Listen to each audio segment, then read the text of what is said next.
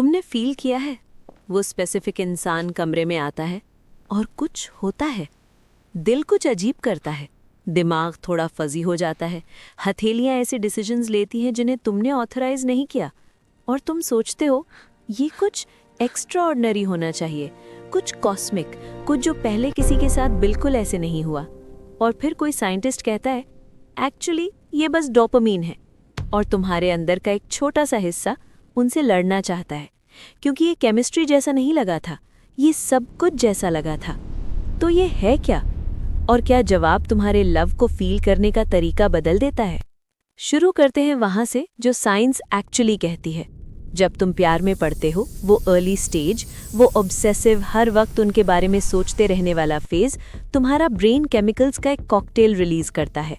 Dopamine, wanting chemical, वही जो chocolate और हर उस चीज से ट्रिगर होता है जो तुम्हारा ब्रेन इररेजिस्टिबल पाता है। नॉरएपिनेफ्रीन, जो बेसिकली एड्रेनलिन है, दिल तेज, हथेलियां पसीजती, जिसकी वजह से वो तुम्हें नर्वस करते हैं। और सेरोटोनिन, जो गिरता है, एक्चुअली गिरता है, ऐसे लेवल्स तक जो ओसीडी वाले लोगों जैसे होते हैं। इसीलिए तुम उनके बारे में सोचना बंद नहीं कर पाते, लिटरली नहीं कर पाते। तुम्हारा ब्रेन एक माइल्ड ऑब्सेसिव स्टेट में है। और साइंटिस्ट ने ये देखा और कहा लव केमिस्ट्री है, और टेक्निकली वो गलत नहीं है। लेकिन यहाँ ये इंटरेस्टिंग हो जाता है क्योंकि केमिस्ट्री रियल का ऑपोजिट नहीं है। केमिस्ट्री इज रियल है।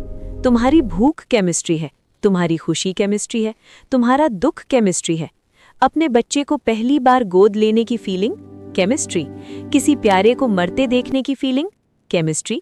ये जानने से वो मोमेंट्स कम रियल हो जाते हैं, कम मीनिंगफुल, कम डेविस्टेटिंग? बिल्कुल नहीं। केमिस्ट्री लव को एक्सप्लेन अवे नहीं करती। केमिस्ट्री इज लव है, इसके पीछे नहीं, इसके नीचे नहीं, इससे अलग नहीं। ये वो फिजिकल भाषा है जो तुम्हारा बॉडी यूज करता है, जो कहा नहीं जा सकता उसे कहने के लिए। लेकिन यहाँ वो पार्ट है जो जेन्युइनली टच करता है, लंबा प्यार। वो अर्ली डोपामीन रश, वो ऑब्सेसिव दिल तीज वाला फेज फेड होता है हमेशा, हर किसी के साथ, यूजुअली 12 से 18 महीनों में। और ज्यादातर लोग इसे लॉस की तरह एक्सपीरियंस करते हैं, जैसे रिश्ता ठंडा हो गया, जैसे प्यार मर गया। लेकिन एक्चुअली क्या होता है? ब्रेन शिफ्ट होता है, डोपामीन शांत होता है और कुछ और उठता है। Oxytocin, vasopressin, bonding chemicals, attachment chemicals, वो केमिकल्स जो तुम्हें फील कराते हैं सेफ, सीन, घर। वो केमिकल्स जो एक्टिवेट होते हैं जब तुम किसी को देखते हो जिसने तुम्हें सबसे बुरे में देखा और रहा। और ये प्यार, ये क्वाइटर, डीपर, स्टेडियर प्यार ब्रेन के अलग हिस्सों को एक्टिवेट करता है। वो रीजन्स जो एसोसिएटेड है शांति से, सिक्योरिटी से, कंटेंटमेंट से। फायरवर्क्स नहीं, वो आग जो फायरवर्क्स के जाने के बाद भी जलती रहती है। और यहाँ वो बात है लव की साइंस के बारे में जो कोई नहीं बताता।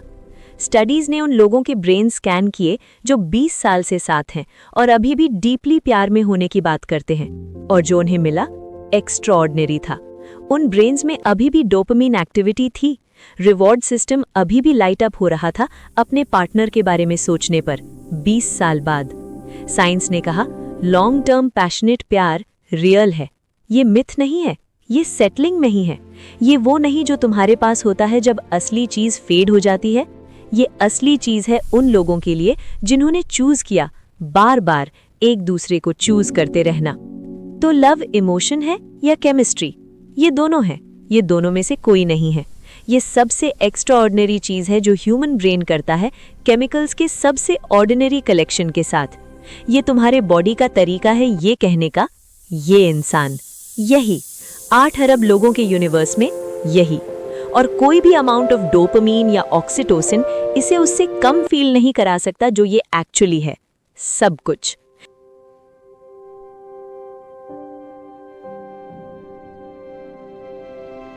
ये उसे शेयर करो जिसे तुमने आज चूज किया, और कल भी करोगे।